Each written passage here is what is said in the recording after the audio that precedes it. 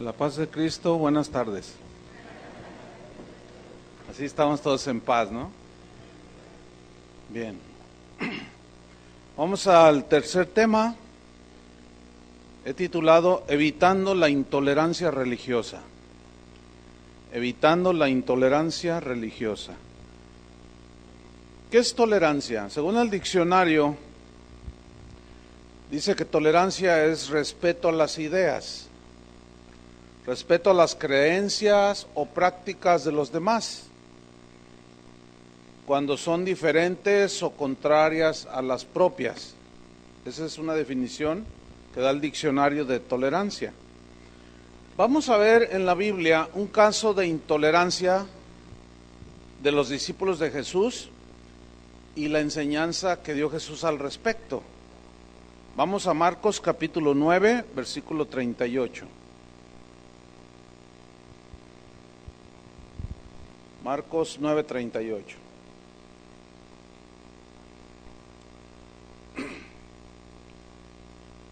Dice así: Juan le respondió diciendo: Maestro, hemos visto a uno que en tu nombre echaba fuera demonios, pero él no nos sigue.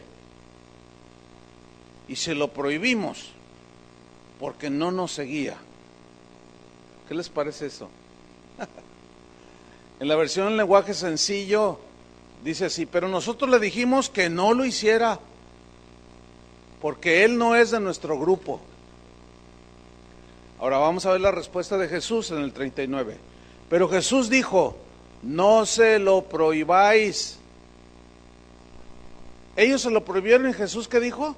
No se lo prohíbas, porque ninguno hay que haga milagro en mi nombre que luego pueda decir mal de mí, porque el que no es contra nosotros, por nosotros es. Aquí este pasaje nos muestra cómo Juan, el llamado apóstol del amor, ahí todavía no se parecía nada al apóstol del amor de las cartas, ¿no? Aquí vemos que Juan dice que vio a uno que usaba el nombre de Jesús para echar fuera demonios y él trató de impedírselo. ¿Cuál era la razón? Porque no pertenecía al grupo íntimo de Jesús. O lo que hoy diríamos, porque no es de nuestra iglesia, porque no es de nuestra denominación. Juan estaba más preocupado por la pertenencia a su grupo que por libertad a los atormentados por el demonio. Exactamente igual como se comportaron los fariseos con Jesús cuando sanó a un enfermo en día sábado. Ellos estaban más interesados, les importaba más guardar un día sábado que la sanidad de un enfermo. Y Jesús establece un principio aquí en el versículo 40. Porque el que no es contra nosotros, por nosotros es. Si tú vas mañana domingo a cualquier iglesia cristiana y le dices, ¿tú estás por la causa de Jesús? ¿Qué te van a responder? Lo mismo que tú responderías si alguien viniera y está allá afuera haciendo una encuesta. Estoy haciendo una encuesta, ¿usted está a favor de Jesús o en contra? O sea, a favor de Jesús. Así de sencillo. ¿No? Aquí tenemos pues una lección de Jesús sobre la tolerancia en asuntos espirituales no esenciales. Es una lección que todos los cristianos, ¿cuántos son cristianos? ¿Cuántos creen que son? Que todos los cristianos necesitamos entender muy bien y aprender. Es muy lamentable que una persona, porque se da en algunas iglesias, es lamentable que alguna persona o algunas personas o una iglesia completa crean que tienen el monopolio de la interpretación de las Escrituras. Es muy lamentable creer que ellos tienen la interpretación correcta sobre todos los temas de la Biblia. Pero hasta donde yo tengo entendido, Dios no ha firmado ningún contrato de exclusividad con ninguna persona, ni con ninguna iglesia en especial, ¿o sí? No, la salvación no está en una iglesia, la salvación está en Cristo. Y es para todo aquel que cree. ¿Sí o no? Una vez estaba en unas conferencias y el predicador dice, ningún católico puede ser salvo estando allí. Bueno, pues, y todos amén, ¿verdad? Entonces, como somos amigos y él me ha corregido, pues yo dije, ay, pues, no me late muy bien eso que dijo, pero bueno, está bien. Su mensaje buenísimo. Cuando nos fuimos a comer, le dije, oye, ¿te puedo hacer una observación? Sí, claro, me dijo, porque él me ha hecho otras a mí. Y dice, no, por supuesto. Le digo, tú dijiste que ningún católico puede ser salvo en la iglesia católica. Claro, dice, ¿quién? Ninguno, dice. Le dije, oye, pero entonces los reformadores, ¿qué eran? ¿Qué era Martín Lutero? ¿Quién era Juan Calvino? Eran católicos. Y le hizo así. Ah, chirrión, dijo. Así fue esa su reacción. Y así dijo, ah, chirrión. Nunca lo había pensado de esa manera. Le digo, sí, pero tú estás encajonando al Señor. ¿Que acaso no encontraron ellos la salvación estando en la iglesia católica? No en el sistema católico, sino dentro de la iglesia católica. No, oye, de veras. Entonces, ¿tú crees que puede haber gente salva allí? ¿Como ellos encontraron las verdades? Pues sí. Dice, oye, gracias por la observación. ¿Ah? Porque la salvación está en Cristo, no en una iglesia. No hay nadie que posea toda la verdad sobre Dios y su palabra. ¿Están de acuerdo? O sea, no hay uno solo que conozca todo en grado absoluto las verdades de la Biblia. Es obvio que no, aunque hay quienes sí creen poseer todas las verdades de la Biblia. Pero eso es lo que lleva a muchos cristianos a ser intolerantes con los demás. La intolerancia es una señal de arrogancia, hermanos. De arrogancia, de soberbia espiritual, porque es señal de que no existe más verdad que la que decimos poseer cuando somos intolerantes. Todos tenemos el derecho de pensar y de expresar lo que creemos, ¿sí o no? De todos los derechos humanos, el más apreciado es la libertad de palabra. Ese es de las libertades, de los derechos humanos más apreciados por los humanos. La libertad de hablar, de expresarnos, ¿sí? Sin embargo, esa libertad de expresarnos tiene sus límites. ¿Por qué? Déjeme explicarlo. Porque si alguien dentro de una iglesia, con sus ideas o su libertad que tiene para expresarse, destruye o ataca los principios del cristianismo, los fundamentales, o destruye la moralidad de los cimientos de la sociedad o dentro de una iglesia, no solo podemos, sino debemos oponernos. Pero de la manera de oponernos no debe ser tratando de eliminar a alguien por la fuerza.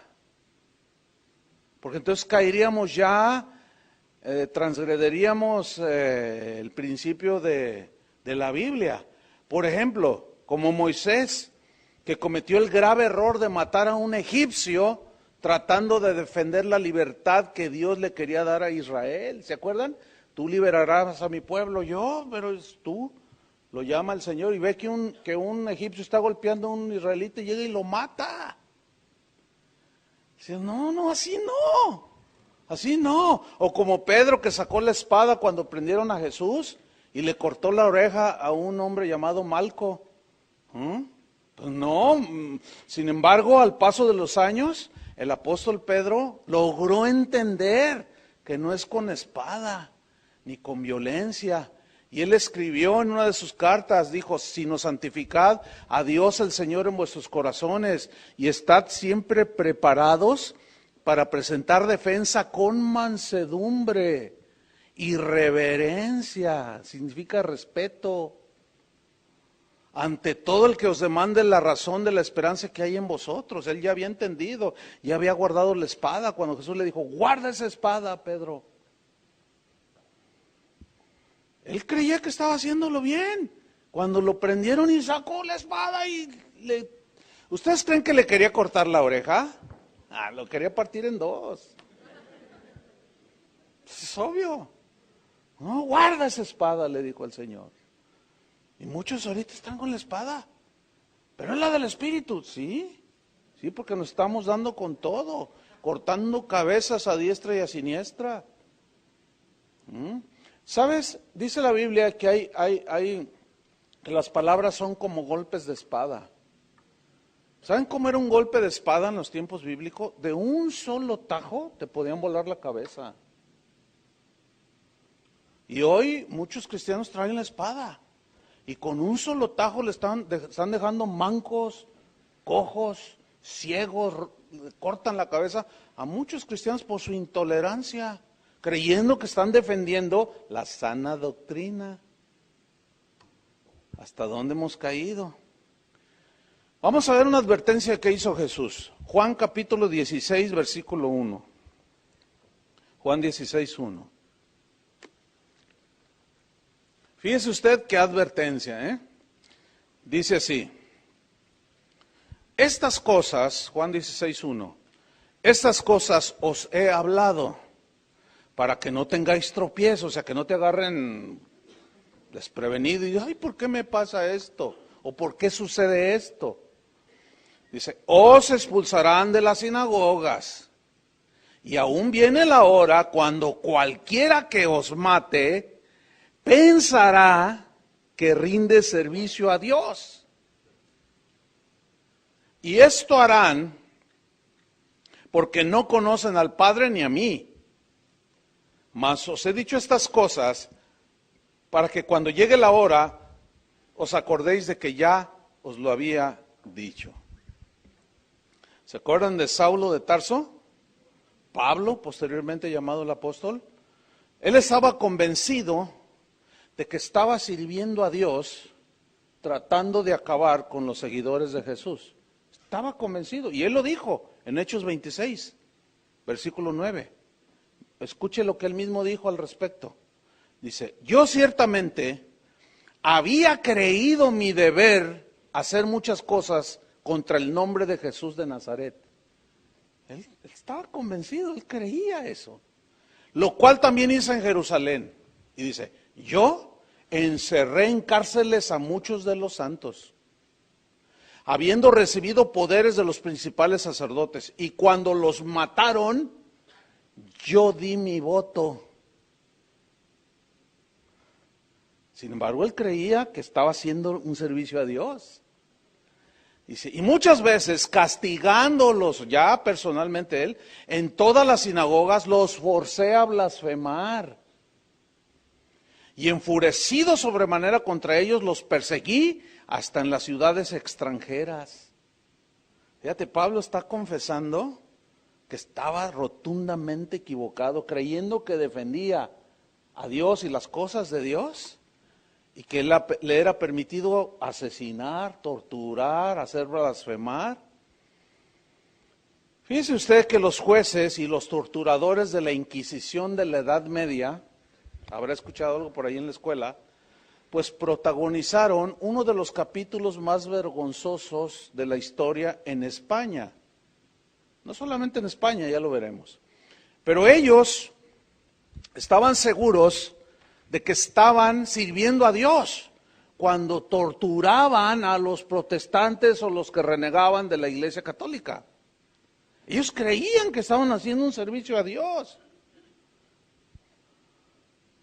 Y los forzaban contra pena de muerte si ellos no volvían a la fe católica. Ellos consideraban que esa era la fe verdadera, pero los asesinaban. Creían ellos que estaban salvando del infierno a todos esos rebeldes. ¿Cuántos crímenes se han cometido en nombre del cristianismo, hermanos? ¿Ustedes creen que esa es la voluntad de Dios? ¿Esa es la enseñanza de la Biblia? Pues no. Jesús dijo que esto sucedería porque no conocen a Dios lo suficiente.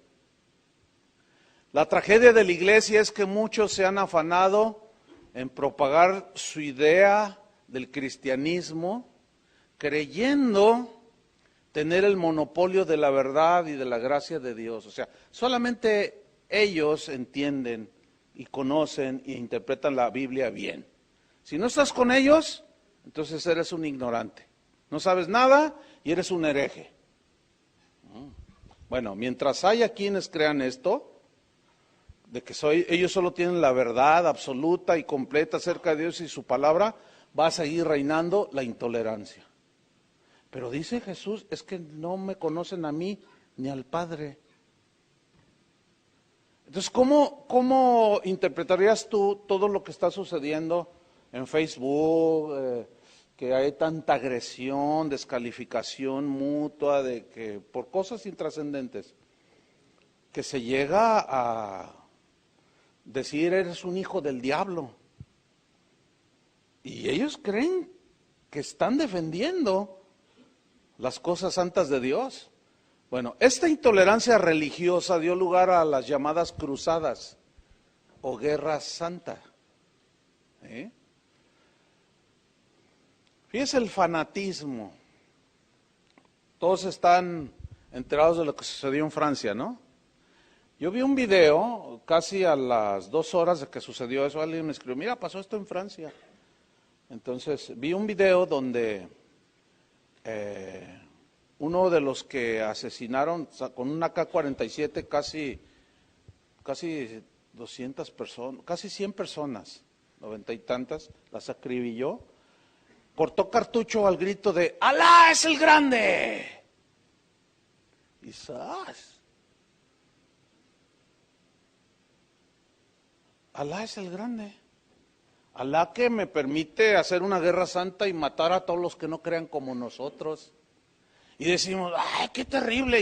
Y todos, ¡ay, qué orar por esos que no sé qué! Tranquilos, o mejor dicho, ¿por qué no vemos hacia adentro? Estamos igual que ellos. ¿O no? Están muy serios. Usted es un terrorista, yo también he sido terrorista. Están bien pensativos. Hemos sembrado el terror. Hemos rebasado la línea. Qué bueno que están reflexionando. No faltará alguno de ustedes, ¿lo será? Pues sí. Pues sí. Pero mire, las cruzadas fueron una serie de campañas impulsadas por el papado, ciertamente. El objetivo era restablecer el control cristiano sobre la Tierra Santa. Y se liberaron en un periodo de 200 años, según la historia. Las cruzadas fueron principalmente contra los musulmanes. Pero no solo contra ellos. También dice la historia que contra los eslavos paganos, contra los judíos mismos, contra cristianos ortodoxos, griegos, posteriormente con algunos de los reformadores como los cátaros, los husitas, valdenses, etcétera. En México el cristianismo, entre comillas, el cristianismo católico se impuso a filo de espada. ¿Quién puede negar eso? ¿Que no forzaron a los indígenas a creer? Y a filo de espada, y el que no, ¿cuántos mataron? Forzándolos a creer en una fe que para ellos no era la correcta. Bueno, ¿está bien eso? Manera de imponer lo que los católicos Colón, donde venían todos los religiosos ahí, ¿estará justificado delante de Dios? Es obvio que no. Existió un famoso humanista de apellido Voltaire, que en sí él no fue un ateo. Sin embargo, él era totalmente antirreligioso. Y él escribió una de sus obras famosas que se llamó Cartas Filosóficas, que se publicó en 1734. Él, ahí en esa carta, defendió la tolerancia religiosa y la libertad ideológica. Y él acusó, por eso lo tachan de ateo, pero él no era ateo. Él era antirreligioso, o sea, los sistemas que lo rodeaban, que él presenció, Él acusó al cristianismo de ser la raíz del fanatismo dogmático. Esto es muy lamentable y muy triste. Voltaire estableció la concepción de la libertad de palabra en una sentencia que hasta el día de hoy es citada, como yo lo estoy haciendo. Él dijo lo siguiente: odio lo que dices, así dijo él, pero daría la vida por defender tu derecho a decirlo. Interesante, ¿no? O sea, no me gusta lo que dices, odio, no pienso como tú, pero daría mi vida por defender tu derecho a decirlo. Bueno, qué pensamiento, ¿no? Un hombre llamado Erasmo de Rotterdam fue un sabio cristiano del tiempo de la Edad Media, de la época de la Reforma. Él fue un humanista, filósofo, filólogo, muy entendido en las palabras, pero también fue un teólogo. Era un cristiano de pura cepa, pero si bien cristiano. Usted puede leer obras de Erasmo. Erasmo estaba de acuerdo con algunas ideas de Martín Lutero, que fue el consumador de la Reforma protestante, especialmente en aquellas críticas que Lutero hacía sobre el modo de administrar de la iglesia entonces llamada católica, sobre todo en todo aquello que tenía que ver con el comercio de la fe, de que te vendo las indulgencias, págame una feria y yo te extiendo un certificado y tú puedes hacer lo que tú quieras, pero págame una feria y cuando llegues al cielo, aquí esta carta te puede meter al cielo. Y decía Lutero que no, ¿cómo? Si la salvación es un regalo de Dios, no se podía cobrar ni traficar con ella. Y Erasmo, cuando escuchaba las predicaciones de Martín Lutero, pues asentía, decía, sí, yo tampoco estoy de acuerdo. Lutero, por otra parte, también defendió las ideas de este sabio cristiano llamado Erasmo. Lutero argumentaban que él decía que Erasmo era un hombre de una mente muy brillante, con un entendimiento acerca de las cosas de Dios muy notable. Sin embargo, dice la historia que Martín Lutero comenzó a presionar a Erasmo para que se presentara como la cara visible por la sabiduría que él tenía, como digamos como un representante, digámoslo así, de los reformadores. Pero Erasmo se negó de manera rotunda, dice, no, yo no puedo hacerme a ese lado. Y por otro lado, los católicos también lo presionaban a Erasmo para que escribiera en contra de los protestantes. Bueno, Erasmo se negó a atenderse a alguno de los dos bandos.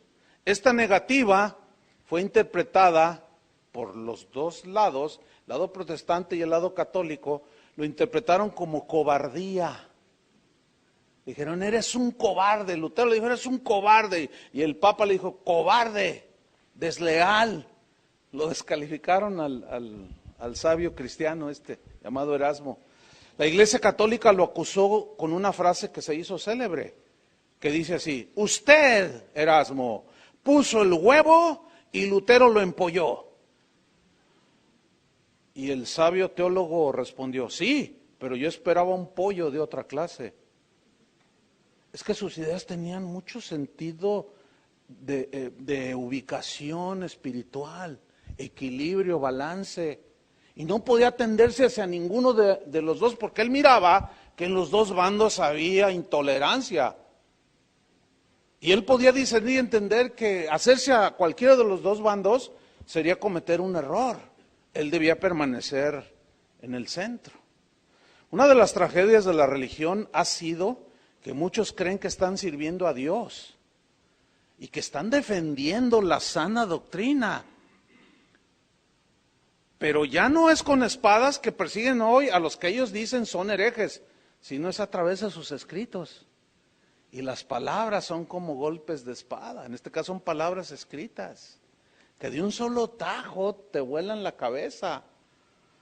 Fíjense que en la época de la Reforma Protestante, debo decirles, si somos autocríticos, yo tengo una serie que di sobre historia de la iglesia, que es un esbozo nada más, hermano. No, si usted la escucha o la ha escuchado, no piense que es todo, no es ni el 2% de verdad. Es más, dentro de la Academia de la Teología hay un doctorado sobre historia de la iglesia. ¿Te imaginas un doctorado sobre historia de la iglesia? O sea, lo que yo di fue ni el 2%, no sé si el 1% nada más.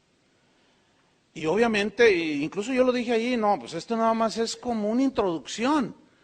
Pero si somos autocríticos, hermanos, y yo quiero ser autocrítico, bueno, sí, allí dediqué un buen tiempo acerca de los papas. ¿Cuántos han oído esa serie? Historia de la iglesia. Y pues es que como era la iglesia católica en ese tiempo, pues los papas eran los que rifaban. Entonces, ahí me enfoqué quizás un poco más, hablando de todos los errores que cometieron y asesinatos, etcétera. Pero si somos autocríticos, hermanos, yo debo decirles también que me faltó, a lo mejor completaré en algún momento, pero también la Reforma Protestante se dieron mucha intolerancia religiosa, hermanos. Fíjense usted, por ejemplo, en 1525 Martín Lutero escribió una de sus obras que se llamó Exhortación a la Paz. Puede buscarla en internet. Y allí criticaba él, atacaba fuertemente la conducta soberbia, altanera de los príncipes, de los ricos, de los hacendados de ese tiempo. Abusivos, decía, que explotáis al pobre. Entonces el pobre escuchaba esos sermones y decía, sí, hasta que escuchamos un predicador que está a nuestro favor, que nos está defendiendo. Y bueno, la historia registra, nadie lo puede negar, de que se hable poco en los seminarios cristianos, ese es otro asunto. De que queramos esconder las páginas negras de la Reforma Protestante, no nos hace muy honestos, ¿eh? Pero ahí les van 2, 3 bombas, que usted puede investigar. No me crea a mí, lea la historia. No me crea a mí, investigue por usted mismo, pero la historia registra una masacre donde murieron más de 120,000 campesinos. Se conoce como la matanza de Weinsberg en Alemania. Ok, ¿qué sucedió? Martín Lutero decidió, después de tener ya el poder, la influencia religiosa, después de haberse consumado la reforma, decidió colocarse del lado de los que había atacado, de los príncipes y de los ricos, y condenó de manera severa a los campesinos que empezaban a sublevarse y a levantar la voz contra los abusos de los hermanos ricos. Martín Lutero, que en sus orígenes, cuando inició con esto de su defensa y la búsqueda de las verdades, que sí descubrió algunas, y gracias a Dios por ello, pero también se fue al otro lado. Y tenemos que aprender de la historia. Pero Martín Lutero en sus orígenes, cuando empezó a predicar, él levantó la bandera de la libertad de conciencia. Escuchen bien. Esto le ganó miles de seguidores. O sea, empezó a predicar. Es decir, ustedes pueden leer la Biblia y entenderla por ustedes mismos. Hay pasajes que son fáciles de entender. Y ustedes son libres y tienen el derecho de ser tratados, de que sus salarios sean pagados, de que ustedes piensen y tengan libre decisión, porque la Iglesia Católica te obligaba a creer sus dogmas y los tenía de rodillas a todo mundo. Entonces, ese mensaje de libertad de conciencia, es obvio, le produjo miles de seguidores. ¿Cómo? Pero posteriormente hubo una gran contradicción en el mismo consumador de la Reforma. Él escribió en su obra llamada Contra las hordas de campesinos, puede buscarla en internet también, Contra las hordas de campesinos, que ya empezaban a exigir sus derechos cuando empezaban a leer las escrituras, porque él tradujo al alemán cotidiano de ese tiempo las escrituras. Lutero era un hombre estudiado, era doctor en teología, sabía griego, sabía hebreo. Entonces él tradujo las escrituras al alemán y fue el primer libro que se imprimió en la imprenta que inventó Gutenberg. Fue el primer libro, la Biblia. Esto provocó que la Biblia se abaratara, pero de manera estrepitosa, y se difundiera. Entonces ya los campesinos pobres, la gente pobre, tuvo acceso a copias. Y empezaron a leer y empezaban a leer textos como por ejemplo, a ricos, no detengáis el salario a vuestros trabajadores. Oye, ¿viste lo que dice aquí? Y empezaban a leer y que debían de ser tratados igual. Entonces empezaban a levantar la voz, porque iban con el patrón que se decía cristiano, protestante, luterano. Oiga, pues usted es el patrón, pero mire, la Biblia dice, ¿por qué no se tiene el salario? Cállese, no, yo nada más estoy pidiendo lo justo. Aquí dice que Dios te va a juzgar, Dios va a venir sobre ti, si no, ¿por qué nos tienes muertos de hambre? Páganos salarios justos. Y empezaron a levantarse. Entonces los ricos, convertidos, y fueron con Lutero y le dijeron, oye, pues es que la chusma se nos levanta, ¿cómo? Entonces, fíjense, esta es una bronca, es un problema que hasta el día de hoy se ve. La tendencia del corazón de aliarse con el rico. El día de hoy ya no te preguntan si quieres arrepentirte, sino cuánto tienes. No, es la verdad. Hay gente que me ha comentado cosas que son ciertas. Dicen, pastor, mira, en lugar de recibirme bien, me dijeron, ¿en qué trabajas? No, pues yo soy abogado. ¿Y cuánto ha sido tu salario? No, pues yo gano más de 100,000 pesos mensuales. Bueno, tu diezmo son 10,000. Y todavía nadie, ya me estaban diciendo que diera el diezmo. Y claro, esos caen bien a la congregación, pero los pobres, por eso Santiago escribió, dice, no hagáis diferencia. Cuando si entra un hombre rico en la congregación y trae anillo y vestido lujoso y lo sientas allí, pásate, siéntate aquí adelante, y entra uno pobre, con vestido andrajoso, y tú siéntate por allá. Dice, hacéis distinción de personas y cometéis pecado. Así dice Santiago.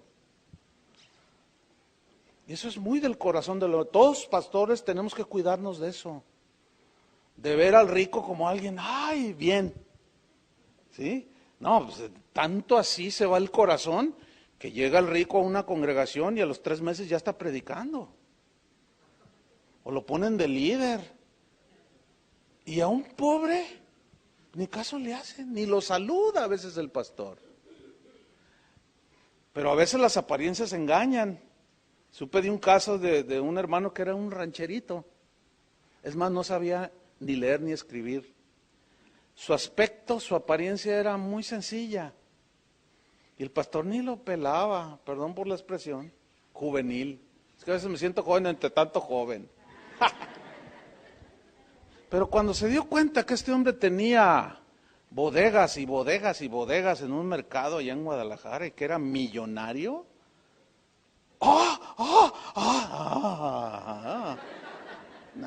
No, qué mala onda, qué mala onda. Bueno, todos estamos expuestos a esa tentación. Y Martín Lutero cedió a esa tentación. No cedió a otros, pero cedió a esa.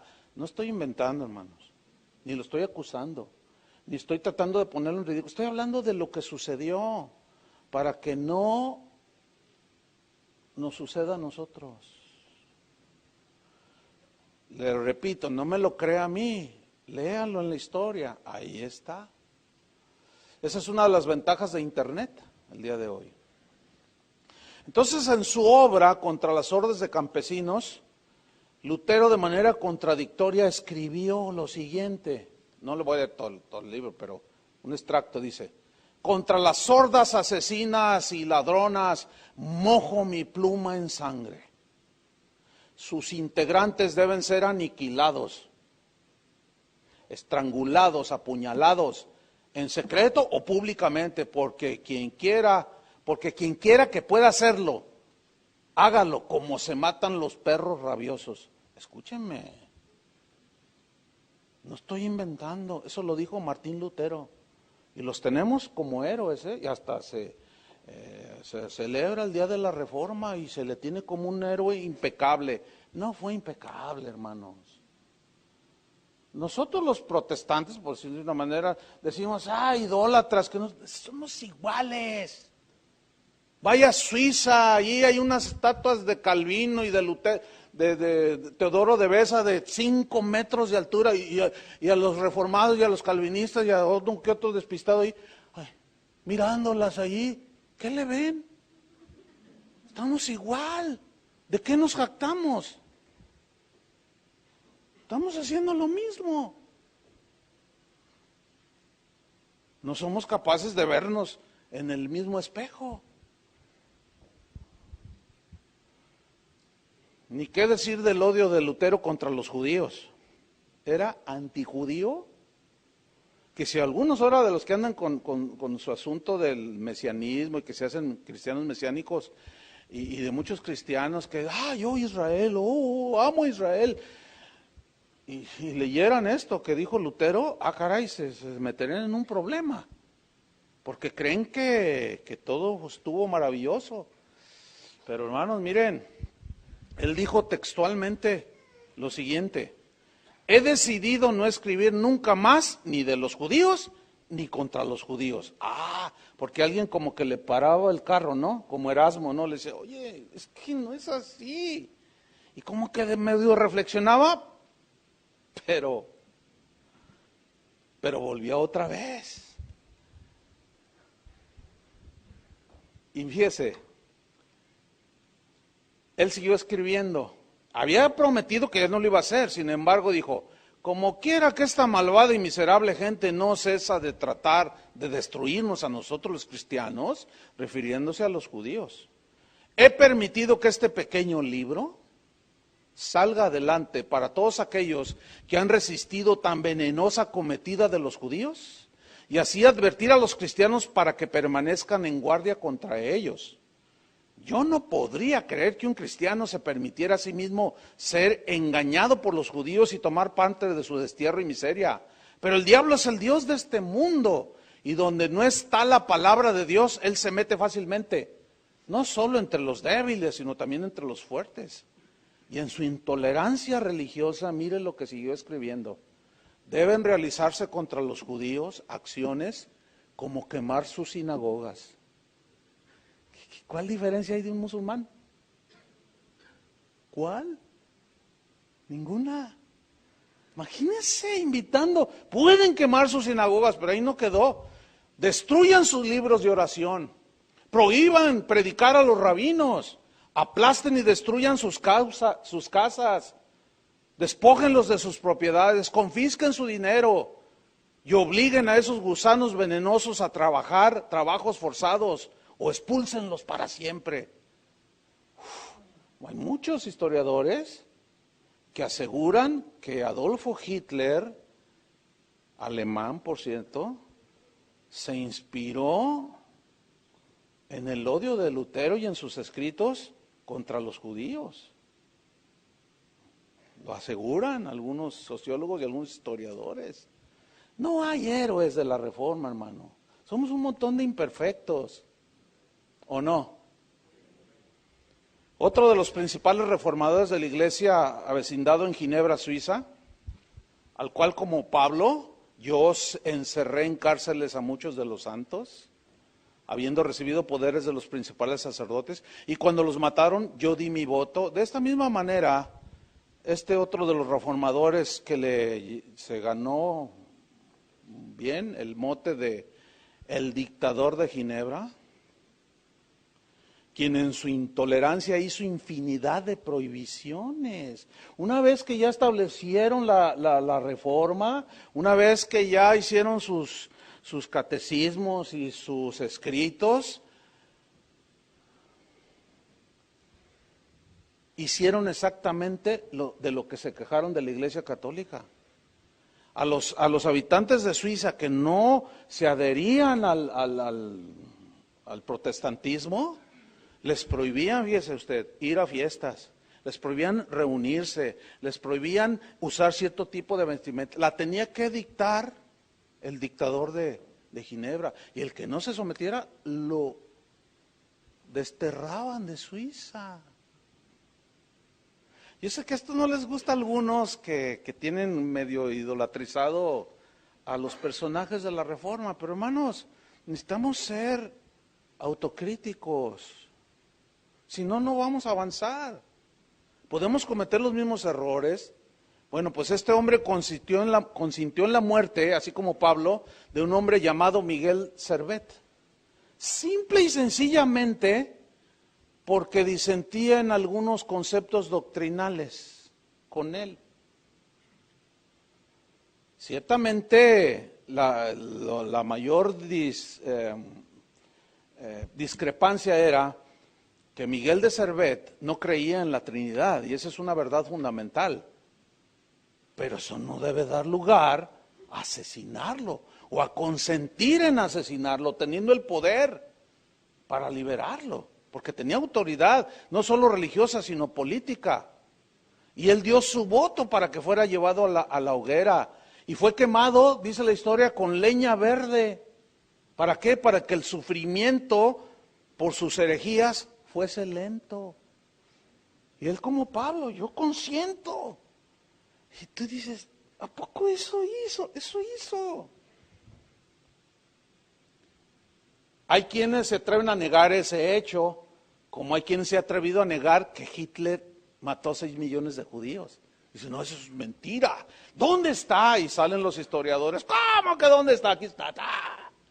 Pruebas a morir. Hay gente que todavía vive, que estuvieron en los campos de concentración, que vieron literalmente cómo asesinaron a muchos judíos. Ya están viejitos todos ellos. Y en ese tiempo eran niños, que de alguna manera Dios los libró. Pues así hay algunos cristianos que niegan todo esto. No hay peor ciego que el que no quiere ver. Pero fíjense que destaca la historia en la defensa de Miguel de Servet, un hombre llamado Sebastián Castellion. Este hombre que era un cristiano, era un teólogo, era alguien preparado, no era cualquier hoja de estafiate. No, era alguien, no era un indocto, era un teólogo. Y fíjense lo que dijo él respecto al consentimiento de este dictador de Ginebra, llamado Juan Calvino, en su asesinato, cómo consintió. Y es más, hay escritos donde afirman que él decía, no, si yo lo tengo en mis manos, no lo dejo con vida. Un cristiano. Y dijo Sebastián Castellion lo siguiente: matar a un hombre no es defender una doctrina, es matar a un hombre. Cuando los ginebrinos ejecutaron a Servet, no defendieron una doctrina, mataron, asesinaron a un hombre. ¿Se acuerdan lo que dijo Jesús? ¿Pensarán que rinden servicio a Dios? Eso, bueno, yo sé que le puede traer confusión a algunos, y de hecho, en alguna ocasión que compartí esto, alguien, no, eso no me gustó. Pues ni a mí tampoco me gustó. Pero pues es la verdad, ¿qué vamos a hacer? Bueno, déjeme mencionarle un escrito de Castellion que le envió al dictador de Ginebra. Esto lo puede encontrar usted en internet. Escríbalo, se llama Sebastián Castellion con doble L, así se escribe, Castellion. Y usted va a encontrar muchas cosas ahí. Bueno, en este escrito que le escribió al dictador de Ginebra, dice lo siguiente. Sebastián Castellion dice: os pido por el amor de Cristo que respetéis mi libertad y renunciéis al fin a cubrirme con falsas acusaciones. Déjame de acusar falsamente. Dejad que profese mi fe sin obligarme, tal como yo os permito a vosotros ejercer vuestra fe. Y como espontáneamente yo la reconozco. De todos aquellos cuya doctrina se aparta de la vuestra, no supongáis que están en un error, y no les acuséis acto seguido de herejía. Aunque yo, como otros muchos devotos cristianos, interprete la Escritura de un modo distinto a como vosotros la interpretáis. Yo profeso con todas mis fuerzas la fe de Cristo. Seguramente uno de nosotros dos está equivocado, pero precisamente por eso amémonos el uno al otro. El maestro revelará un día la verdad al que está equivocado, Lo único que sabemos con seguridad, tú y yo, o al menos deberíamos saber, es el compromiso de amor cristiano. Vean, ¿eh? Practiquémoslo. Y al hacerlo, cerraremos así la boca de todos nuestros adversarios. ¿Consideráis que vuestra interpretación de las Escrituras es la correcta? Los demás piensan lo mismo de su interpretación. Que los más sabios se muestren, por tanto, como los más fraternales, y que no permitan que su saber les vuelva arrogantes, pues Dios lo sabe todo y doblega a los orgullosos y ensalza a los humildes. Ahora, cuando Juan Calvino lee esa carta, ¿cuál fue la respuesta de él? ¿Saben cuál fue la respuesta de él? Intolerancia religiosa. Sebastián Castellium fue perseguido tenazmente y finalmente desterrado. Lo desterró el reformador. Del que se quejaba de que abusaban de ellos, hizo exactamente lo mismo, intolerancia religiosa. Entonces aquí la intolerancia brilló con todo su esplendor en los cielos de Ginebra. Triste, ¿no? Ahora vamos a ver un pasaje en la Biblia, Lucas 9:51, donde vemos una vez más reflejada la intolerancia y una vez más vemos la reprobación de Jesús. Lucas 9:51.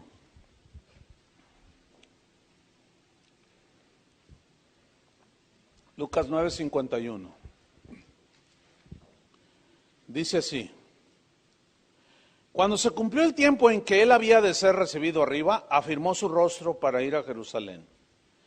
Y envió mensajeros delante de él, los cuales fueron y entraron en una aldea de los samaritanos para hacerle preparativos. Mas no le recibieron, porque su aspecto era como de ir a Jerusalén. Pongan atención, viendo esto sus discípulos, Jacobo y Juan, otra vez Juan. ¿Se acuerdan? No, prohibido usar el nombre de Jesús. ¿Pero por qué? Porque no andas con nosotros. No se lo prohíbas, Juan. Bueno, aquí otra vez aparece el apóstol del amor.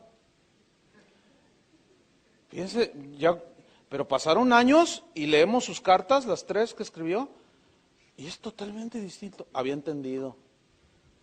Hijitos, amemos los unos a los otros, porque el amor es de Dios. Aquel que no ama no ha conocido a Dios, porque Dios es amor. Y se derrite uno, ¿no? Con las cartas de Juan. Pero ahí él derritía a los demás. Dice, entonces aparece ahí Jacobo y Juan, dijeron, Señor, fíjate, ¿quieres que mandemos que descienda fuego del cielo como hizo Elías y los consuma? Uy, qué fe. Si yo tuviese fe que para trasladarse aún los montes y no tengo amor, nada soy. Ahora, rechazaron a Jesús. No lo recibieron. Y el celo santo, gloria a Dios, de Jacobo y del mismo Juan, vieron eso y ¿cómo se atreven? Señor, ¿quieres que hagamos descender fuego del cielo y los consuma? Mira, sí tenían fe para eso. ¿No te ves reflejado ahí en esos intolerantes? Dios te va a mandar al infierno. Tú no eres nadie para andar mandando al infierno. Nosotros no somos nadie. ¿O sí? ¿Solo porque no aceptan el mensaje que les llevamos? No. Pero ellos de una manera intolerante dicen, ¿quieres que hagamos descender fuego del cielo y los consuma? O sea, que no les dejen más que la ceniza, Señor. Fíjate qué terrible. Imagínate que esos que rechazan a Jesús fuera, entre ellos estuviera tu abuelito, tu papá, tu hijo. Ahora, ¿te puedes imaginar a Jesús diciendo, sí, desciendan fuego, como lo hizo Elías? Dijo, sí, pero era agua lo que consumió el fuego que descendió del cielo, no era gente. ¿Se ven cómo estaban todos confundidos? Ellos creían tener un celo santo, ¿verdad? Ay, ¿cómo no creen? ¿Cómo no? Ahí están los cristianos sentados en las iglesias. Señor, manda fuego ya, acaba con estos herejes. Porque ninguno, mira nomás lo que está diciendo el predicador, el pastor. Híjole, ya los oigo a cada rato. No, qué terrible, qué feo espíritu, ¿no? Ahí está otra vez, intolerancia religiosa. Y llegas ahí con tu abuelita que no se quiere convertir.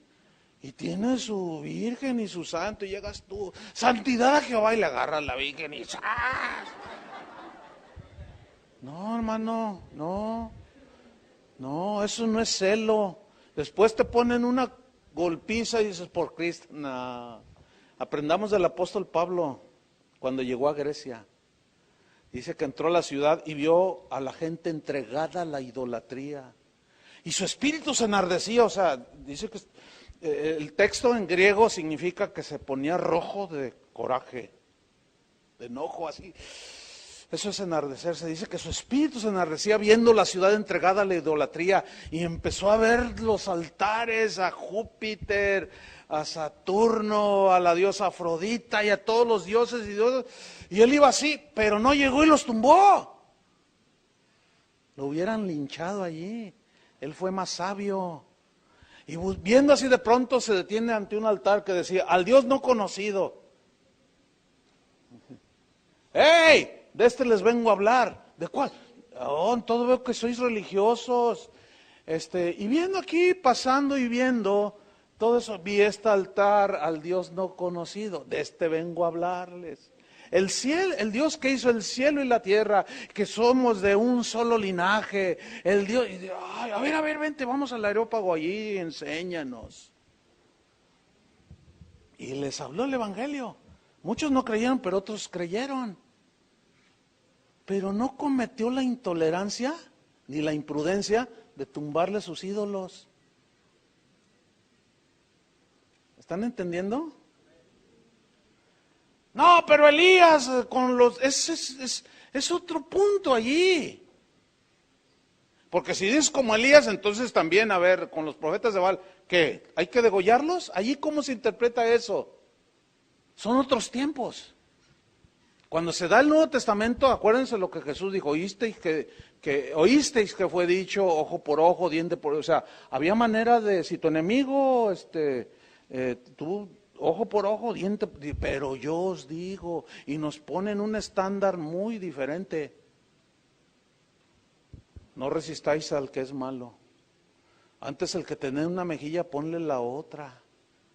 Oísteis que fue dicho, amarás a tu hermano, a tu amigo y aborrecerás a tu enemigo, pero yo os digo, amad a vuestros enemigos, orad por los que os aborrecen y os persiguen. Esa es otra cosa.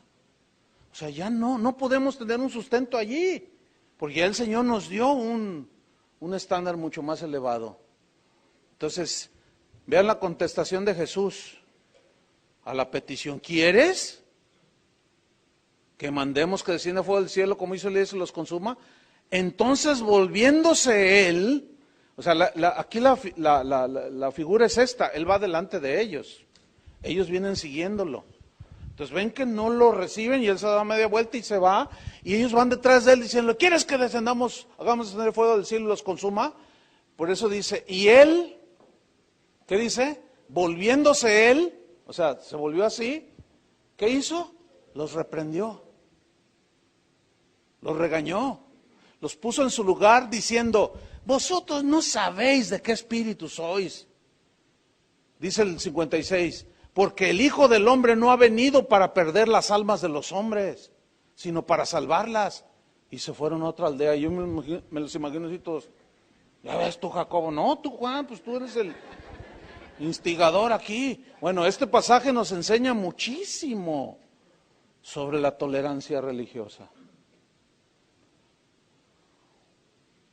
A Santiago y a Juan les parecía que ellos pensaban que estaban haciendo algo digno de alabanza. Ellos pensaban que estaban haciendo algo bueno, defendiendo a su maestro y la sana doctrina. Y estaban listos a pedir fuego del cielo para que los consumiera, pero Jesús no se los permitió. No he venido para perder las almas de los hombres, sino para salvarlo. Entonces, ¿cómo nosotros podemos gozarnos de que alguien se vaya al infierno? Debemos de intensificar la oración y no dar juicios precipitados como, no, te vas a ir al infierno. Ellos ya saben que se van a ir. No, nosotros tenemos con misericordia pedirle al Señor que tenga esa misericordia. Juan Wesley, un cristiano notable de hace 200 años aproximadamente, decía lo siguiente: no tengo más derecho a objetar a un hombre por tener una opinión distinta de la mía. No. Lo que más trato de evitar es la estrechez de mi espíritu, el partidismo, el estar aprisionado en mis propias entrañas, en ese fanatismo miserable que hace que muchos no estén dispuestos a creer que Dios obra nada más entre ellos. Yo no. Dios es bueno para con todos. La convicción de que los únicos métodos y creencias correctas son las nuestras, pues ha traído más angustia y desgracia a la iglesia cristiana que ninguna otra cosa. Lo vemos, la prueba está tanta pelea, tanta contienda inútil. Un cristiano notable también dijo lo siguiente: recuerda lo siguiente, sea lo que tengas entre manos, alguien lo verá y lo entenderá de manera diferente que tú, refiriéndose a las doctrinas no fundamentales. El día de hoy parece que murió la tolerancia y parece como que resucitó la intolerancia. Los Juanes y Jacobos en ese nivel, queriendo fundir a todo el mundo, tachándolos de herejes, ¿sí? Y Facebook, bueno, pues encontramos todo tipo de discusiones de tipo doctrinal, en doctrinas de segundo orden. Y por supuesto, si ustedes seguramente han visto de estos pleitos, cada uno cree tener la verdad y la razón, ¿no es cierto? Y todos escriben sus textos, pero analices de lo que están discutiendo y es de doctrinas de segundo orden, doctrinas no fundamentales, doctrinas secundarias, donde difícilmente nos vamos a poner de acuerdo. Y ante este panorama actual, ¿cómo debemos actuar con nuestros demás hermanos? Con paciencia, hermanos, con tolerancia. Pues que el rapto no existe, bueno. Pues que el Señor viene antes de la gran tribulación. Pero que sí vamos a pasar la gran tribulación. Volvemos a lo de la enseñanza pasada, ¿sí? Que los milagros no existen, que la Navidad es del diablo, que la mujer predica o no predica, que los diezmos si son para hoy, que si la vestimenta, que si el milenio. Y estamos cayendo otra vez en eso, creyendo que al descalificarnos y fíjate, de la discusión doctrinal ya se pasa a la agresión hacia la persona. Lo que pasa es que tú eres un no nacido de nuevo, eres un hijo del diablo. No, y lo que es peor, palabras groseras de los mismos cristianos.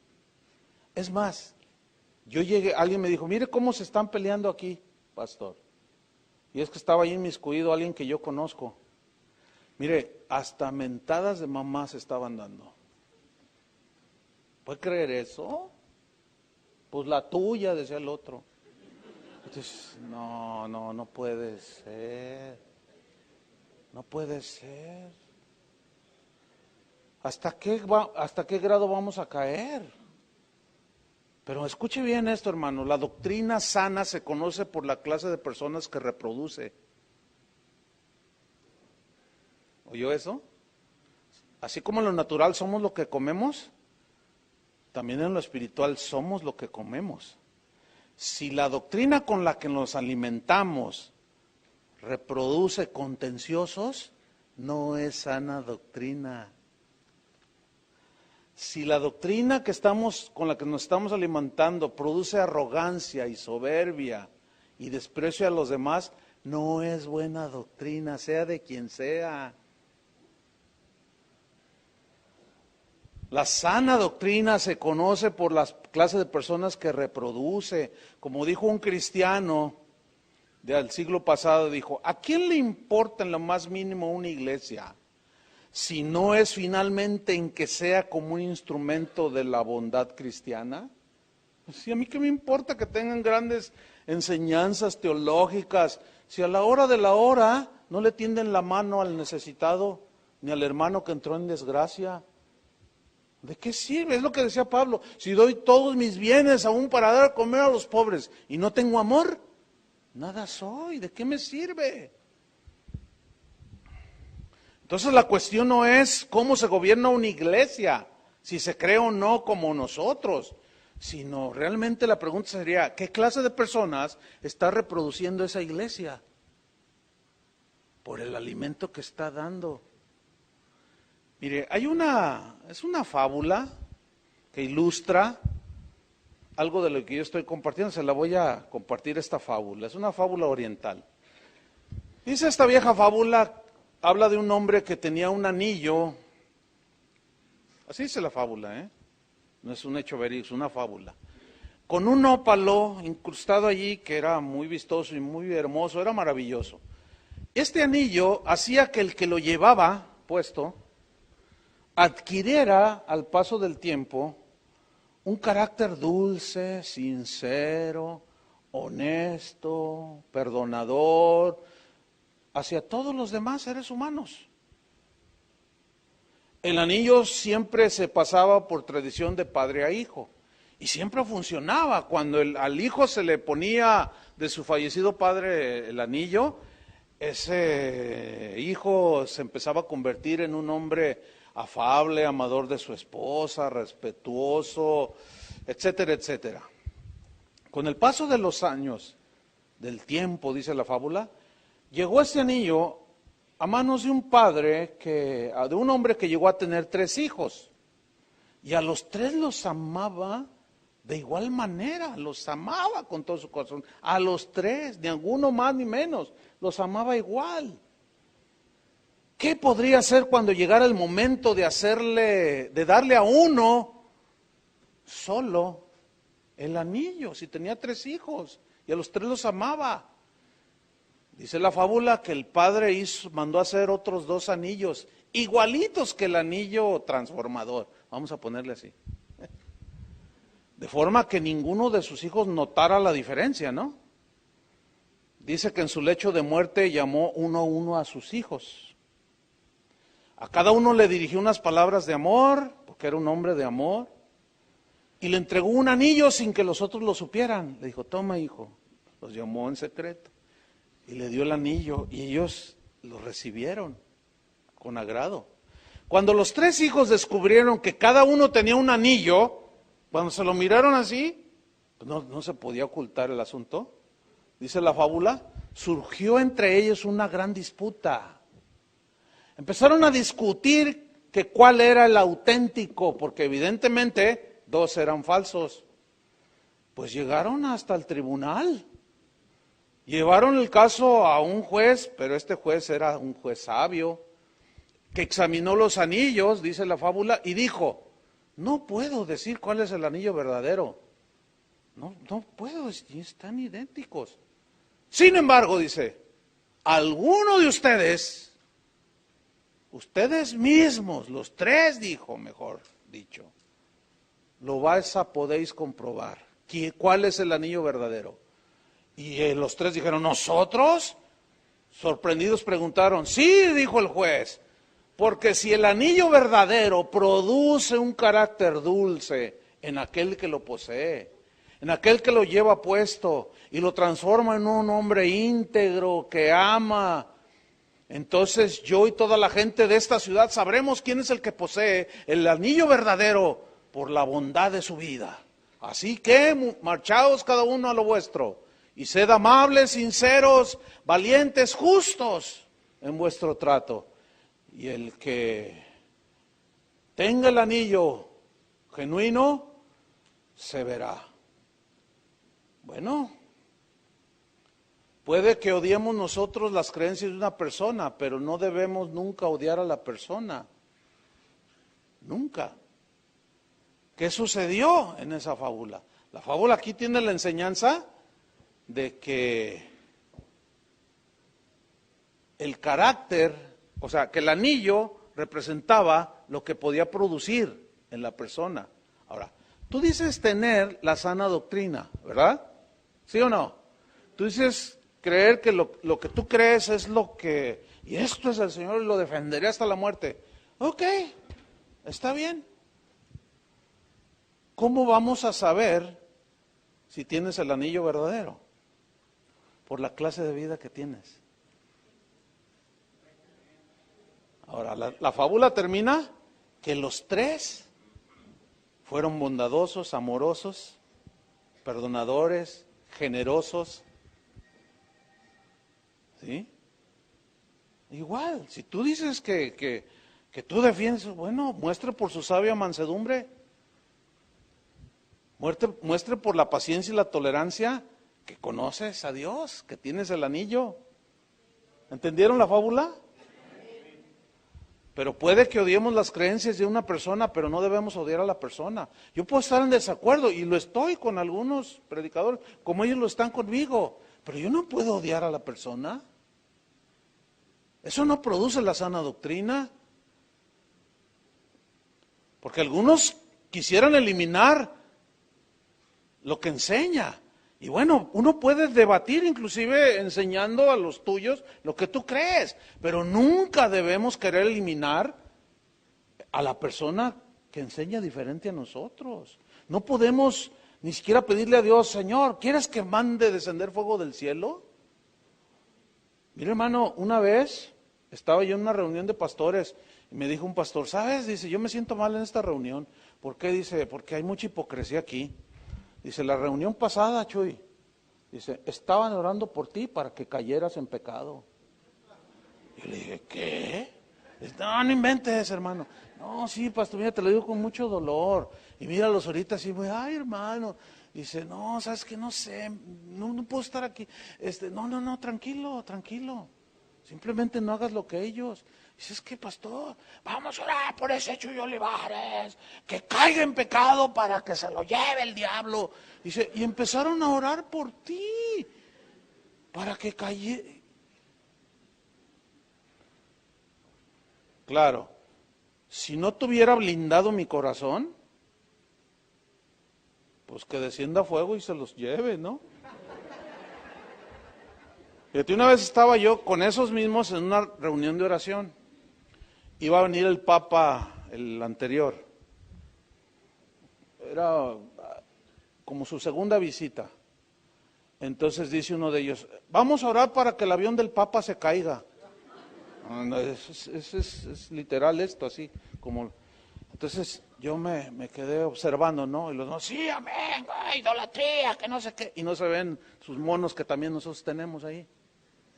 No, sí, va. Entonces, pues yo me quedé así. ¿Tú qué opinas, Chuy? Yo les digo, pero ¿cómo podemos desear la muerte de alguien? O sea, ¿cómo pedirle al Señor? Estamos igual que los discípulos, pidiendo que descienda fuego del cielo.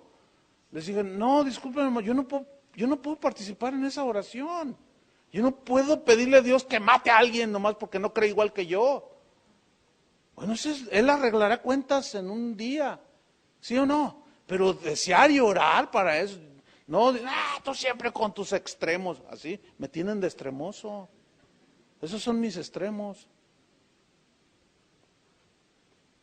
Dice, pues vamos a orar, y que se ponen a orar. Señor, que se caiga el avión, y yo lo decreto y lo establezco. A la siguiente reunión coincidió con la llegada del Papa. Terminamos de orar y estábamos en un restaurante comiendo y estaba una pantalla encendida. Y en estos momentos está aterrizando el avión del Papa. Entonces yo volteé a mirarlos y dije, no los escuchó el Señor, ¿verdad? Y luego uno de ellos dice, en el nombre de Jesús, que se caiga por las escalinatas, que se tropiece. Le digo, no, les voy a decir una cosa, para evitar todo eso, decidí mejor aislarme un poco de ellos, para evitar las discusiones y las contiendas. Pero somos el cuerpo de Cristo, sí somos el cuerpo de Cristo. Pero le voy a decir lo que mi el pastor que fue toda mi vida me ilustró una ocasión, con tal de tener paz. Yo le dije, hermano, ¿por qué usted no se junta con los misioneros, con otros, para convivir? Porque él era norteamericano. Me dijo, hermano, es que mira, no sé si alcances a...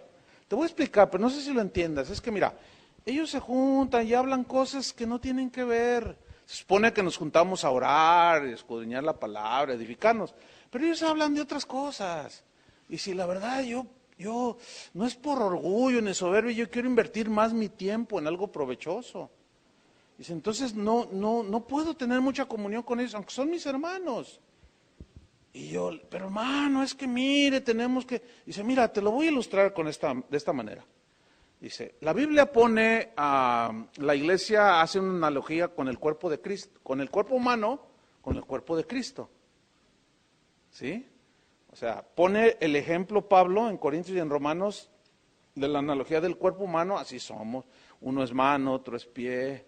Dice, mira, ok, todos somos del cuerpo de Cristo.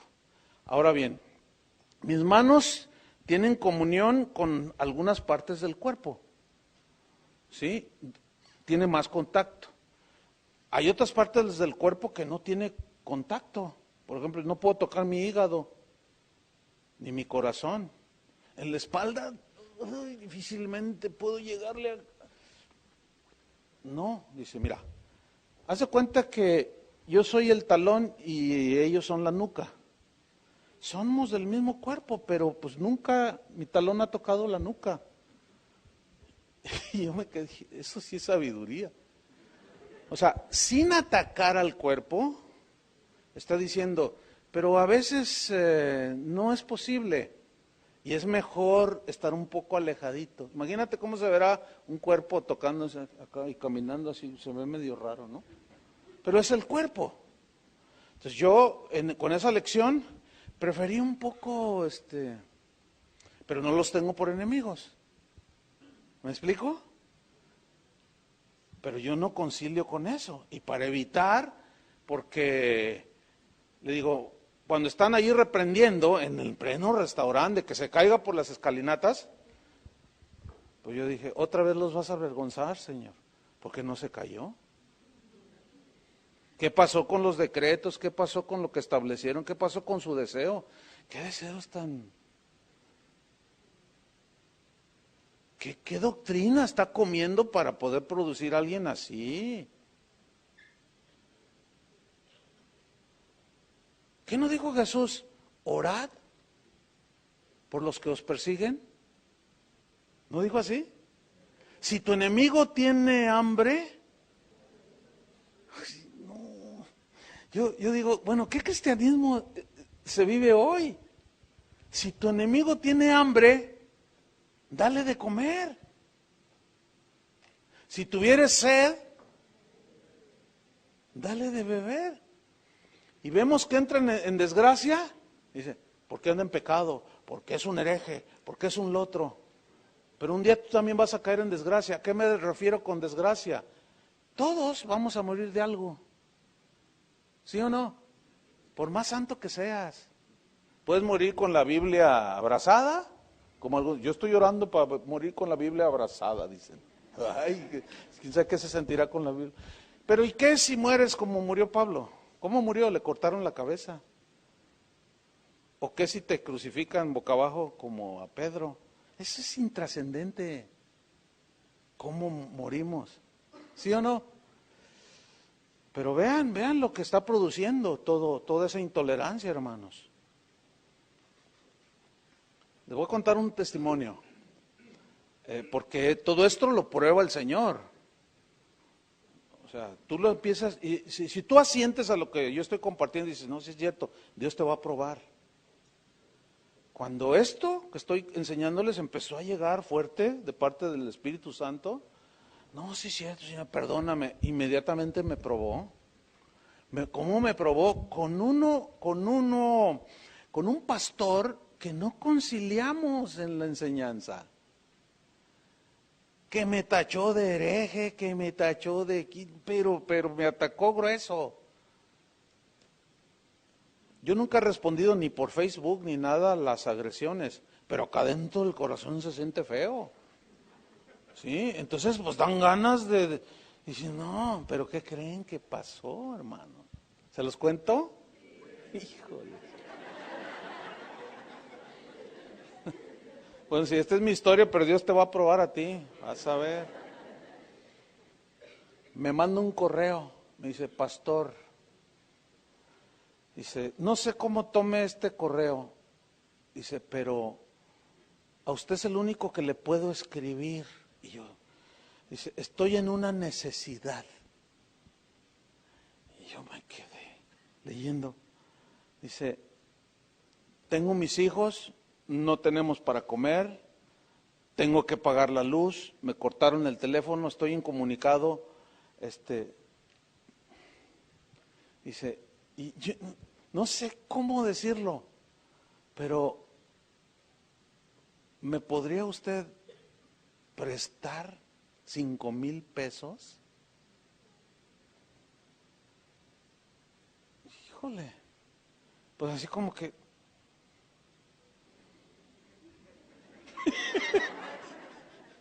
como diciendo, ¿qué onda con esto, no? Es un juego, ¿qué? No, era real, hermano. Entonces el Señor me dice, a ver, si tu enemigo tiene hambre, a ver, es más, no se los regálaselos. Me probó lo que ya empecé a creer, la doctrina que empecé a recibir también. Y le dije, por supuesto que sí. Dime a dónde y se los mandé. O sea, esto no lo digo para tocar trompeta. No, Dios sabe. Pero Dios me probó. Porque lo que estoy comiendo debe producir los frutos del Espíritu. Amén. Para concluir, hermanos, voy a citar una frase que todos los cristianos debemos de abrazar para poder seguir los pasos de Jesús. Esta frase unos se le atribuyen a Juan Wesley y otros aseguran que es de San Agustín de Hipona. Es una frase conocida. La autoría en realidad no importa, porque yo no creo que estos dos hombres salgan de las tumbas para pelear los derechos de autor. No creo, Pero dijeron lo siguiente, seguramente algunos lo han escuchado, y dice así, en lo esencial unidad. ¿Han oído esa frase? Algunos.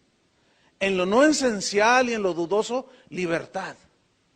Y en lo demás, amor. Esa es la frase. Pero el apóstol Pedro, inspirado por el Espíritu Santo, dijo, porque el amor cubrirá multitud de pecados y de errores. Y todos nos equivocamos. Por eso necesitamos ser tolerantes, pacientes y amorosos con los demás. ¿Cuántos asienten el mensaje? ¿Sí? Pues Dios nos va a probar. ¿Sí? Y va a probar nuestro temple y el carácter para formarnos, hermanos. Amén. Yo quiero seguir en esta línea. Ya en la tarde les voy a platicar más sobre el fuego amigo. ¿Sí? Evitando el fuego amigo. Oremos, hermanos. Padre, te damos muchas gracias.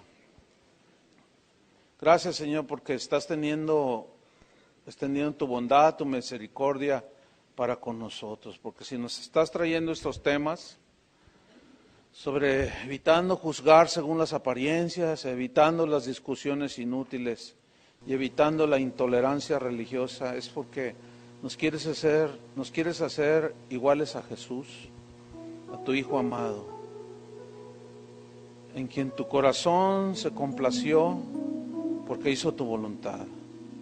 Y según tu palabra, tú nos destinaste a ser a la imagen de Jesús, de tu Hijo.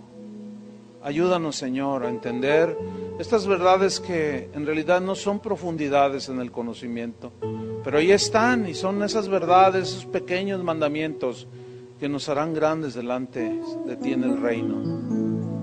Ayúdanos, Señor, perdónanos por ser intolerantes, perdónanos por tener un corazón de condenación para aquellos que no son como nosotros o que no creen como nosotros en lo no esencial. Ayúdanos, Señor, a ser pacientes, y aquellos que teníamos por enemigos, orar por ellos mejor, bendecirlos, y si algún día tú lo pones y lo cruzas en nuestro camino y tiene una necesidad, y si cerramos nuestro corazón, entonces ¿cómo mora el amor tuyo en nosotros? Porque si alguno de nosotros dice yo amo a Dios y aborrece a su hermano, el tal es mentiroso, dice tu palabra. Porque si no puede amar, porque si dice que ama al que no puede ver y aborrece al que puede ver, ¿cómo mora el amor tuyo en su corazón? Ayúdanos, Señor, no a tener como la fábula, no a tener un anillo mágico, no, pero sí a tener la doctrina que es conforme a la piedad, aquella que nos lleva a dar los frutos del Espíritu: amor, gozo, paciencia, benignidad, bondad, mansedumbre, fe, templanza, para poder soportarnos los unos a los otros, perdonándonos los unos a los otros de la manera que Cristo nos perdonó, de la manera que Cristo toleró a sus discípulos y les enseñó. De esa misma manera, Señor, vivir nosotros. Te damos muchas gracias, Señor, por la palabra. Para ti es toda la honra, toda la gloria, todo nos ha sido dado por gracia, y estamos agradecidos, Señor, contigo. Gracias, Señor, por la nobleza de mis hermanos que tuvieron a bien dejar muchas cosas que podían estar haciendo, pero decidieron la buena parte como María, y nada se los quitará. Quizás ellos darán un paso más adelante que aquellos que todavía no les ha llegado esta enseñanza, pero tu Espíritu Santo es poderoso para hacer llegar al corazón de todos tus hijos este mensaje, Señor, de evitar juzgar según las apariencias, de evitar las discusiones inútiles y evitar la intolerancia religiosa. En el nombre de Cristo Jesús te lo agradecemos, Señor. Amén. Que Dios les bendiga, hermanos. Nos vemos en la tarde. No sé si alguien quiere